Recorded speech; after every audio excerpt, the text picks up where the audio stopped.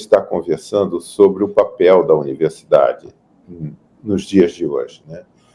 A gente tem que parar para pensar e lembrar que nós estamos numa sociedade que está mudando bastante, com diversas tecnologias, que depois da pandemia nós aprendemos a viver ao mesmo tempo num espaço virtual, a ter muitas atividades como nós estamos tendo hoje, e muitos cursos à distância, né? As universidades entraram necessariamente por causa do Covid no modelo de educação à distância.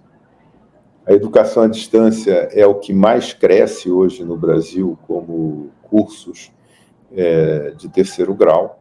Então, há uma certa questão, e assim, que eu acho que é preciso sempre reafirmar, o que é a universidade nesse modelo, né? Ela é só uma produtora de conteúdo para cursos de educação à distância? Isso é um papel da universidade? Ou é esse o papel da universidade? Bom, certamente não é esse o papel da universidade, né?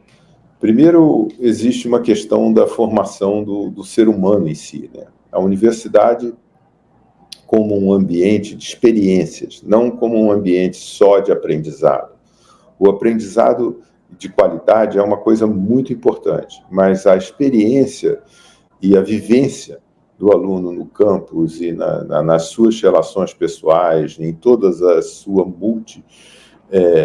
principalmente na dimensão multidisciplinar, na dimensão humana, de formar um indivíduo com valores humanísticos e com uma capacidade de interação, com uma rede de amigos de apoio e de coisas que é o que move uma sociedade. Uma sociedade não são pessoas isoladas só num processo.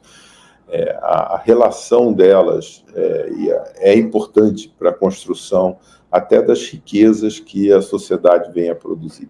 Então, esse é um ponto assim, essencial para destacar no ponto. Mas eu acho que o ponto que talvez tenha sido mais disruptivo, na minha opinião, assim, que eu acho que as pessoas não estão dando tanto conta, é que a universidade é o lugar de fala para avaliar as direções que as novas ideias, as novas tecnologias estão levando à sociedade. Por que eu digo é o lugar de fala? Porque o que acontece é que quem é que vai julgar, por exemplo, deixa eu ser mais concreto na posição, o que é bom, o que não é bom, como é que a sociedade deve abraçar a inteligência artificial? Os governos, se você olhar a atitude do governo americano e a atitude dos governos europeus, você vai ver já que, apesar de serem politicamente muito semelhantes, eles têm atitudes muito distintas com relação a como tratar essa questão. Enquanto que um tenta regulamentar, o outro deixa para livre iniciativa decidir. Então, seriam as empresas que fariam isso? Pior, as empresas elas, inclusive, estão na corrida que, se elas pararem para discutir muito, elas perdem o bonde. Então, elas estão no push de fazer as coisas. Então, quem que vai pensar? Onde é que vão estar? Né? Que entidades da sociedade devem participar? A universidade, certamente, é uma das mais importantes nesse aspecto. Ela inclui também o contraditório também, quer dizer, a oposição de opinião. Isso, ela é celeiro de opiniões que são uma das mais variadas. Dentro da universidade é preciso haver o contraditório, é preciso haver todos esses pontos de vista. Então, a universidade ela não é doutrinadora, ela é criadora, ela tenta abrir a mente para que ela pense de uma forma mais ampla dentro da sociedade. Então, ela não vai aderir a um partido político. Nós, por exemplo, que somos uma instituição católica, nós nos baseamos nos valores de uma instituição católica, somos aqui abertos ao diálogo a todas as fés, de todos os modos. Nós temos uma missão de unir e conciliar a fé e a ciência. Então, que seria o nosso ponto aqui, mas dentro de uma visão política, então nós somos muito mais agnósticos, porque nós não estaríamos nem dentro de um partido, nem dentro de outro, nem dentro de um espectro político. É importante para a gente pensar em o que é melhor para a sociedade. Não quer dizer que algumas vezes a gente não haja de uma forma alinhada com a política. Por exemplo, eu até estava lendo outro dia desse no jornal, um comentário, né, se nós vamos comemorar ou não o Plano Real, né? Eu acho que a gente deveria sempre comemorar o 1º de julho, porque, pensa bem, se ele não tivesse acontecido, nós estaríamos igual à Argentina hoje. E de onde surgiram as ideias que levaram ao Plano Real? Foram aqui da PUC. Então, do Departamento de Economia. Então, por quê? Porque a universidade tem esse lugar de formar grupos com ideias, com linhas, que eventualmente umas vão estar participando do governo ou vão estar participando de grandes esforços nacionais, como foi a gente participar das águas profundas e do pré-sal, da exploração do pré-sal.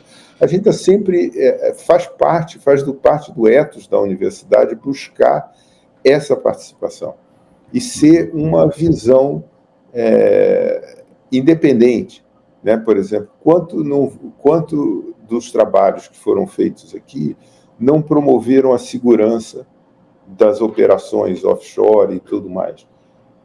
Muito, porque e faz parte do nosso papel esse processo.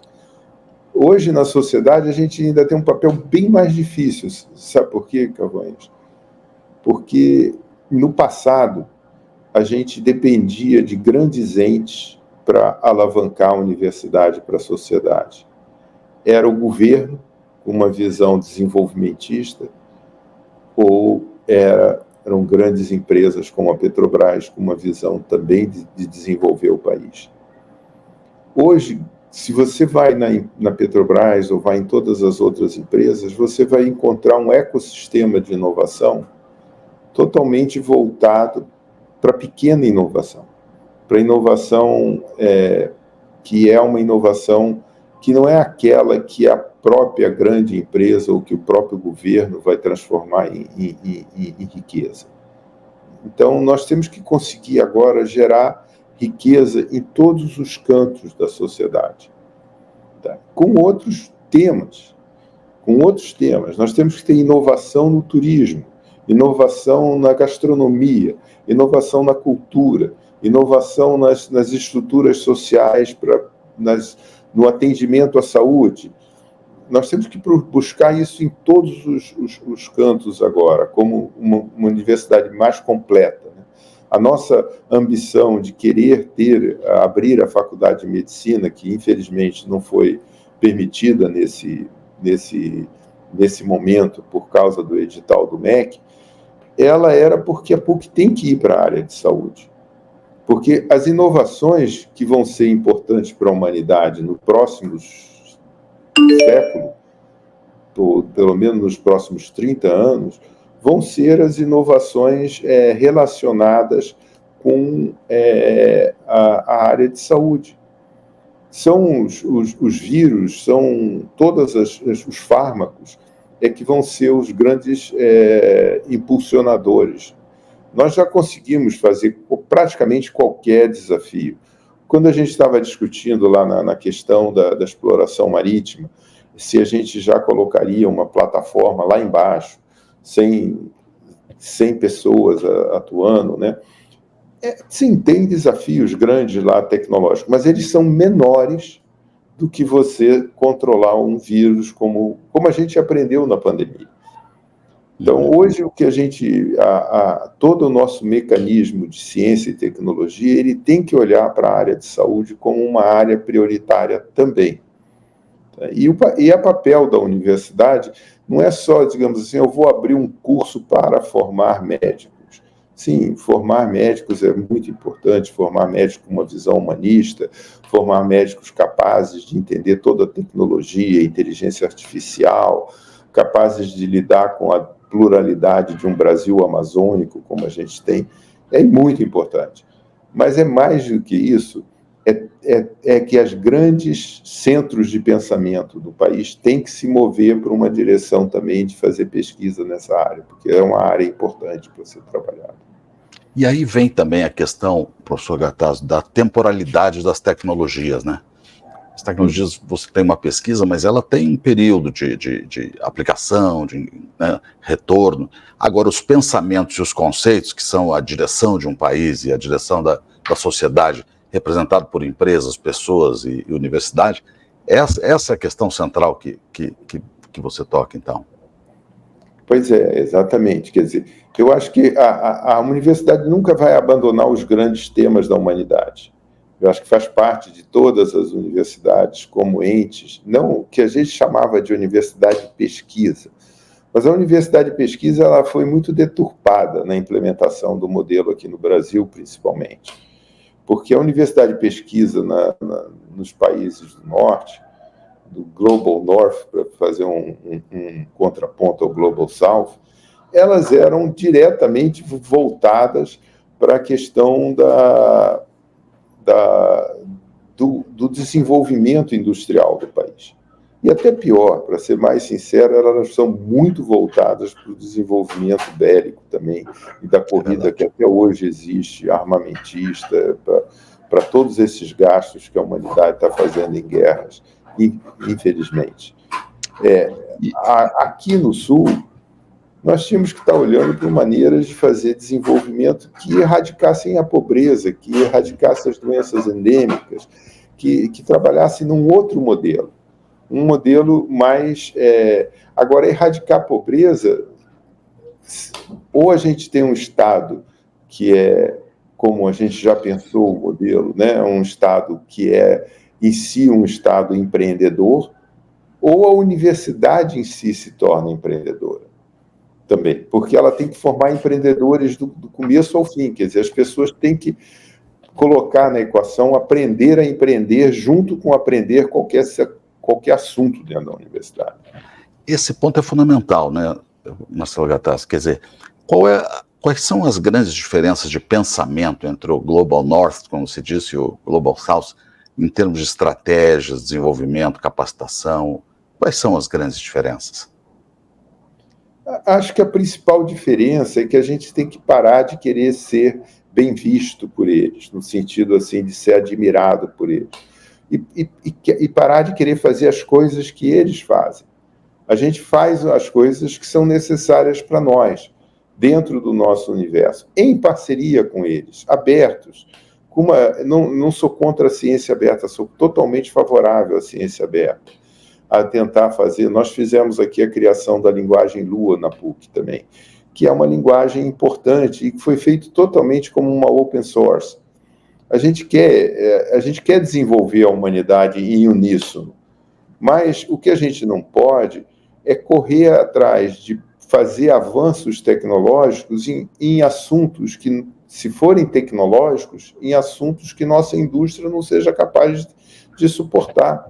Porque não é uma questão da gente dar uma solução para um problema que não está aqui, que está em outro lugar. A gente é uma sociedade pobre, a gente tem que investir os nossos recursos no que está em volta da gente, principalmente. E criar riqueza, criar empresas fortes, outros países já fizeram isso, né? Agora, para isso, a gente precisa realmente ter um olhar das competências científicas que nós temos de todas as áreas do conhecimento para a realidade que a gente está inserido. E como mudar essa realidade. Não porque, por exemplo, se a gente achasse uma cura para o câncer, não seria importante. Claro que seria super importante. Claro que seria qualquer contribuição que a gente nossa ciência possa dar para a humanidade, é importante. Agora, é preciso que a gente se dirija principalmente para os problemas que ninguém está tratando, que são os nossos problemas, que estão de como criar uma economia, como transformar a PUC tem esse lado, né, de que ele tem um pé no Leblon e uma cabeça na Rocinha, né? Então, ela vive a contradição da sociedade brasileira. E a nossa vizinhos de porta, né? E a nossa missão é unir isso num modelo só. Só existe um brasileiro, o mesmo que está lá e que está embaixo, que está em cima. Não tem. Então a gente tem que abraçar essa realidade e buscar esse caminho. Existem muitos projetos, agora que eu até saí um pouco dessa função de conduzir projetos na área tecnológica, tenho visto e tenho com muito entusiasmo acompanhados, hoje mesmo teve um grande evento aqui, projetos na área social.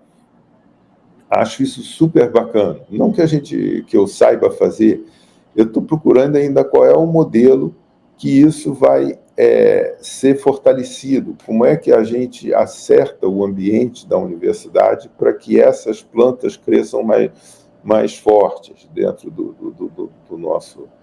Além desse olhar que nós todos, como brasileiros, temos uma certa obrigação de olhar, que é o Amazonas. A gente que, aliás, tem um projeto, né? É um projeto como Amazonizar.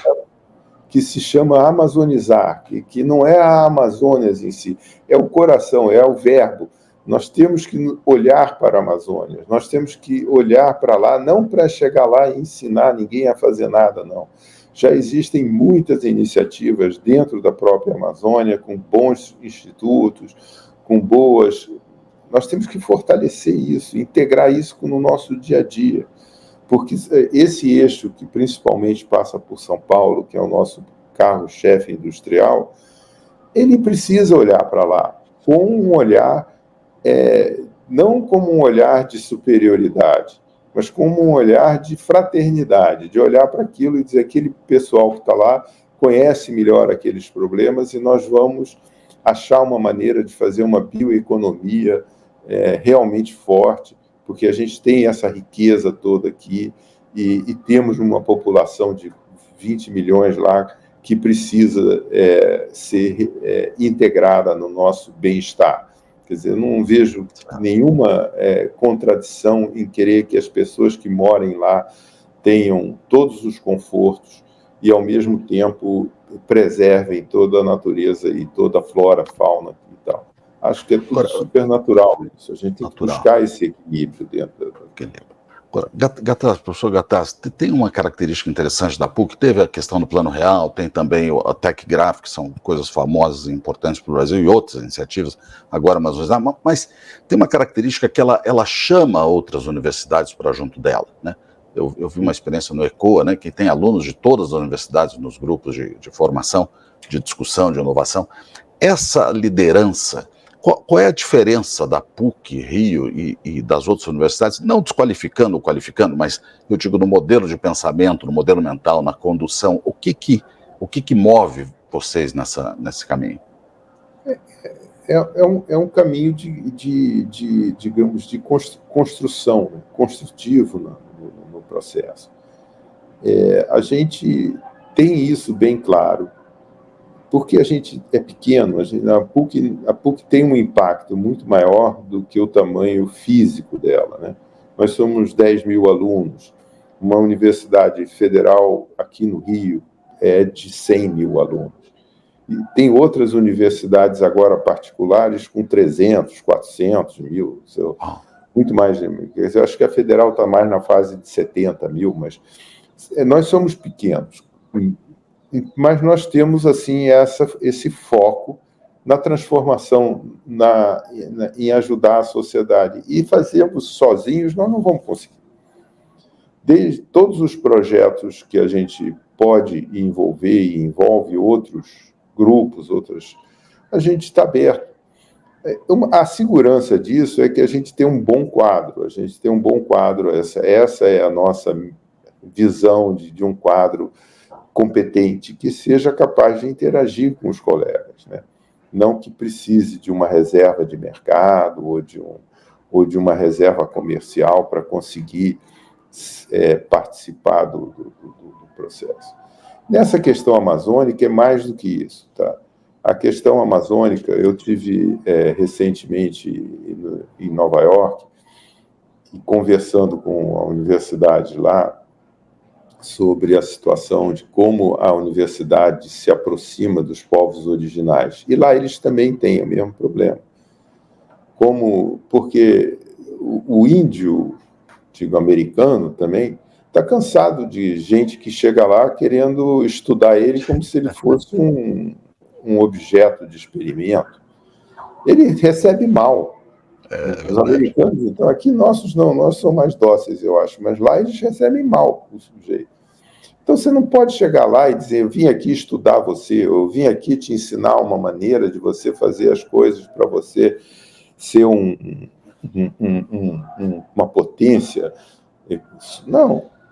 Tem que olhar para eles e ver o que eles precisam, quais são os estudos que eles estão fazendo, e colaborar nesses estudos.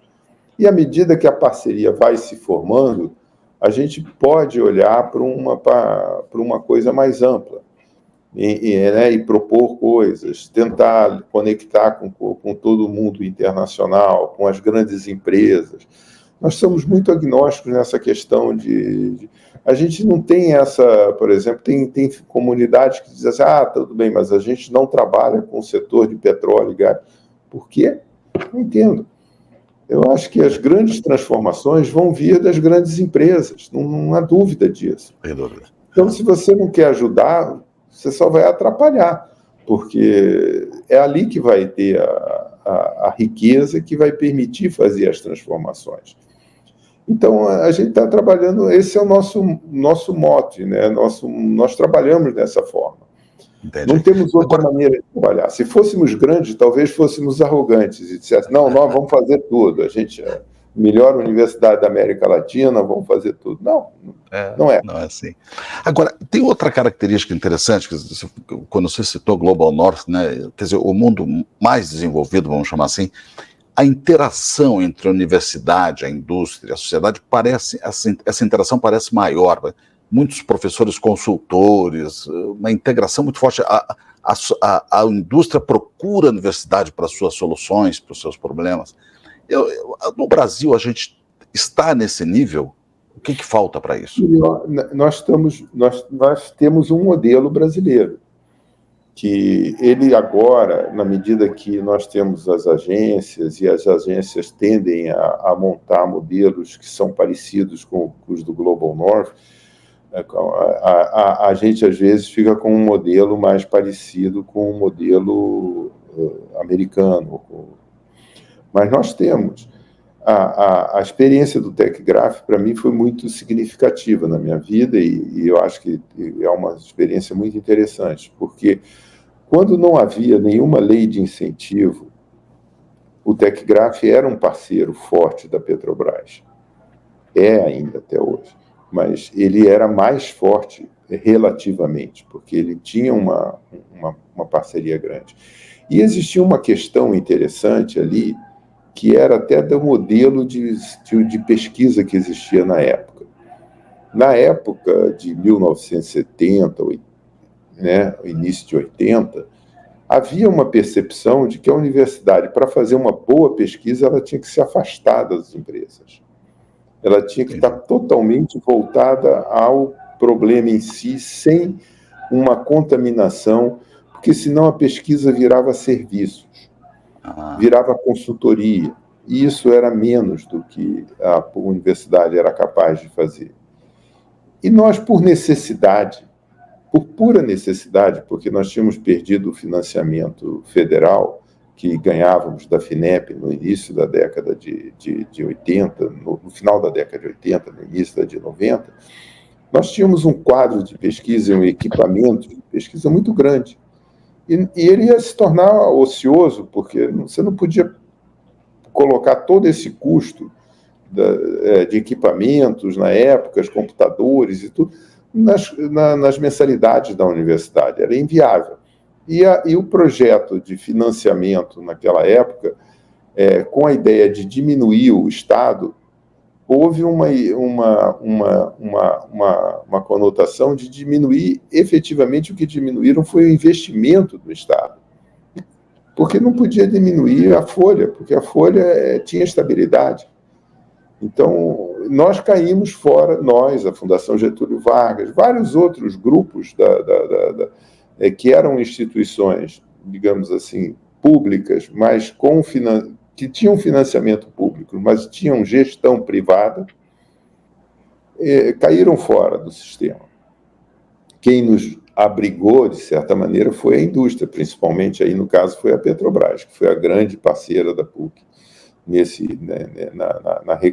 na manutenção da sua pesquisa. Aquele modelo era muito melhor, Cavanhas, do que o que nós temos hoje, sabia? Que de certa maneira, está retrocedendo para aquele. Eu me lembro de um VP da Shell, chegou aqui uma vez, e nós tínhamos um grande projeto com a BG, que era a British Gas, e a Shell comprou a BG. E a British Gas, por ser pequenininha, comparativamente à Shell ou à Petrobras, era uma empresa que atuava mais ou menos como a Petrobras. Ela seguia o modelo da Petrobras. E nós tínhamos aqui em Cambridge uma parceria para atender os projetos da BG, que eram projetos práticos, que iam chegar no resultado, iam resolver o problema que eles precisavam principalmente eram explorações de campos com alta pressão, alta temperatura, alta coisa, que eram campos complicados nesse sentido. Quando a Shell chegou, ele levou um susto, porque ele disse, não fazemos pesquisa que aplica direto na empresa. Nós fazemos nas universidades uma pesquisa mais blue sky, mais longo prazo. Depois ela vai para um centro de pesquisa nosso, que aí ele é transformado em alguma coisa útil e aí ele é inserido na empresa. Não é essa a nossa cultura. Nossa cultura é fazer alguma coisa, tendo o desafio, levar o desafio até o final e acompanhar a empresa fazer isso. Falou, nós não vamos funcionar assim. Hoje eles estão voltando para esse modelo. Eles estão voltando a entender que esse modelo era melhor. Não é o modelo das universidades americanas, não. Os modelos das universidades americanas também é ficar no blue sky, na pesquisa mais dissociada, menos comprometida. Eu trabalhei em Cornell em pesquisa lá num tempo e era assim, tudo que a gente entregava para o consórcio de empresas que financiavam a gente eram palestras. Não eram produtos, não eram coisas que efetivamente iriam mudar a Boeing, a Lockheed, todas elas que financiavam a gente. Então, esse modelo que a gente tem aqui foi um modelo adaptado a uma realidade que buscava soluções para os problemas que nós tínhamos aqui. Então, eu acho que a gente tinha um bom modelo. A gente tem que buscar esses modelos para todas as áreas. E tem que medir esse modelo, não em nenhuma medida indireta ou alguma medida, essa medida é boa porque é essa usada nos Estados Unidos, não. Tem que medir na ponta. Quanto que isso gerou de riqueza, quanto que isso gerou de saúde para a população, quanto que isso gerou de... E é isso que nós precisamos das universidades. A gente não precisa das universidades para se mostrar bonito lá fora. A gente é competente, a gente tem uma matemática fantástica, a gente tem uma física fantástica, a gente tem os melhores departamentos, bons departamentos de ciência da computação. A gente faz tudo da melhor maneira, de uma maneira internacional. Deve fazer com a qualidade, com o nível internacional, mas a gente tem que estar de olho na sociedade que está em volta da gente. Nós estamos no Rio, longe de São Paulo, que é para nós aqui na PUC um peso, porque digamos assim, a maior parte empresarial do Brasil está em São Paulo. Tem isso. Mas a gente também acha que temos uma parte boa aqui no Rio de Janeiro, queremos trabalhar a realidade que está em nossa volta e queremos trabalhar essa coisa também com a Amazônia. E eu falo demais, agora, né, Cavão? Não falo demais, não.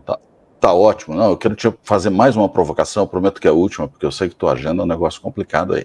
Mas uma última provocação. Você falou longe de São Paulo, mas, por outro lado, a gente está muito próximo da área de energia do Brasil. Todas as empresas de petróleo, energia, agência, IBP, tudo está no Rio. E a PUC tem uma boa ligação com esse time todo, né? E eu lhe pergunto, qual a visão da transição energética que você tem? E como é que você está enxergando a PUC inserida nesse processo? Transição energética, na sua visão? Olha só, a gente tem que ter uma visão global, bem ampla da transição energética, porque é o seguinte, quando você fala em matriz de geração de energia elétrica, nós já fizemos a transição energética. E nem precisou de muito incentivo, não. O Nordeste é fantástico com aquelas usinas eólicas, elas nasceram automaticamente, elas vão brotando por todo lado.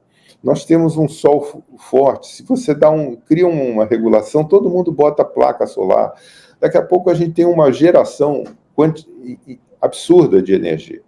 Qual é o nosso grande problema? São levar isso para as outras áreas. Transporte é uma questão complicada, porque você não consegue... nós estamos hoje indo para a direção de carros elétricos.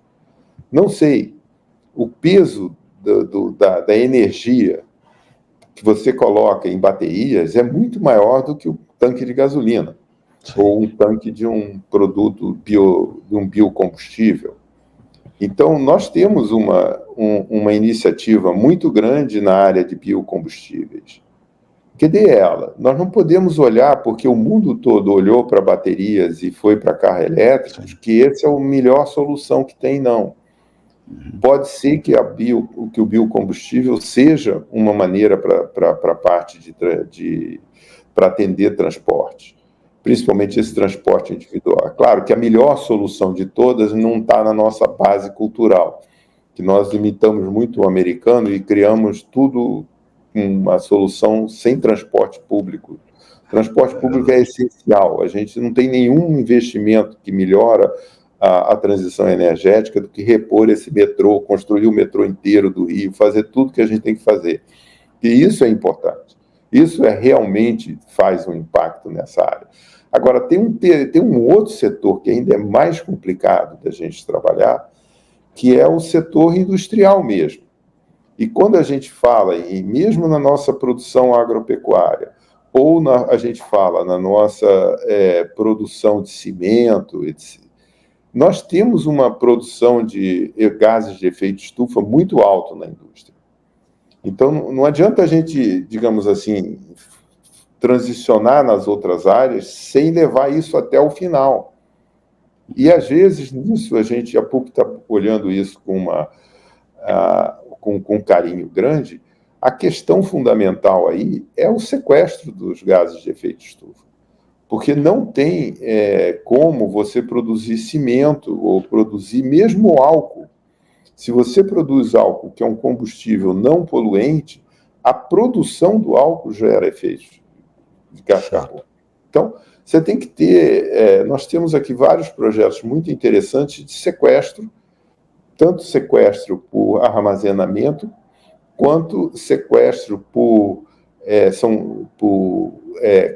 mineral, que, digamos assim, você mineraliza os gases de efeito estufa e eles viram rocha e ficam aprisionados aí tranquilamente por muito tempo, ou até uma coisa que é muito forte que aqui para o Brasil vai ser o sequestro baseado nas soluções da própria natureza. Ter plantas e processos da natureza que sequestram isso. Então, a gente vai ter que trabalhar essas questões todas de uma forma bem ampla e abrir Temos projetos já nessas áreas todas, estamos bastante empolgados com esses projetos. Nós temos desde plantas que vão de energia solar até o hidrogênio verde, como a gente está trabalhando com projetos nessa área de sequestro de carbono. Então, isso é fundamental, porque a gente tem que olhar o espectro inteiro. Não adianta a gente resolver só a questão da produção de energia, principalmente da energia elétrica. Não é só isso que vai transformar o país num país não emissor. Até o agro tem esse problema de gases de metano e de vários outros insumos que geram problema. Então, infelizmente, nós aqui estamos mais longe do agro também, mas temos que achar um caminho da PUC se conectar com esse mundo para poder ajudar e a gente ajudar a trabalhar esses problemas que são centrais na sociedade hoje.